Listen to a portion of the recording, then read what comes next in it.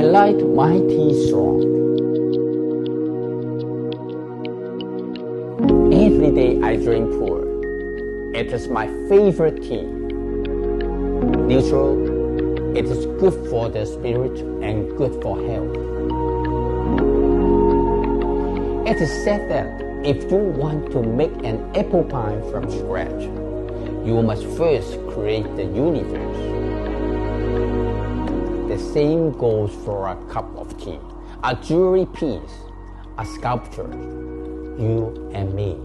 When I work on a creative idea, I question myself all the time. I ask myself, why? It is also important to find out how.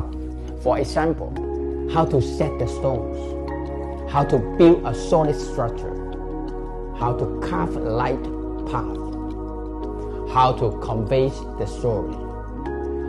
But it's only when I know why that it becomes meaningful to know how. All I want is to be creator. It doesn't matter what I create as long as I get to create.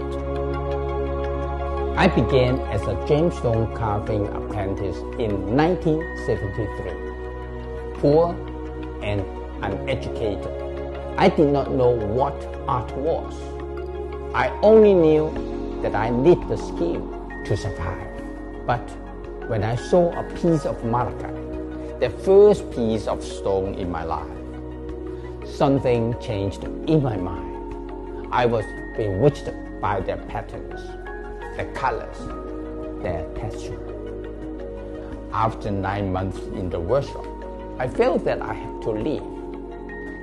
Their tasks were repetitive. It was all about imitation. There was no room for creativity.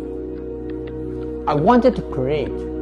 I set up a floating table and 2 chairs by the escape of the building I lived in. I was 17 years old. After creating for 45 years, I am now 63 years old. My beard is long.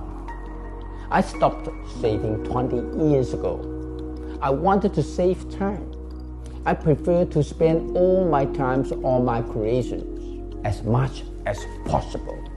People know me as a jewelry creator, but I have never stopped carving. I have never stopped making sculptures. After inventing the Wallace cut in 1987, I became obsessed with innovation.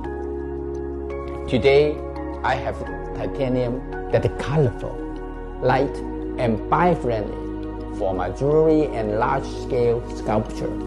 I also have the Wallace Chan porcelain, a material 5 times stronger than steel. I keep pushing until I see new light, new life. Porcelain is more than 2,000 years old, but it has always been fragile and breakable. I remember breaking a porcelain spoon at 5 years old and being punished by my grandmother for it. I did not cry. I only thought, if only the spoon did not break. The key is on aligning the melting points of the different components that make up the porcelain powder. Each piece needs to be fired and carved repeatedly to fight the shrinkage that happens in the firing process. It took me 7 years to solve the mystery, and now with the Wallace Chan porcelain, I know my spoon will not break.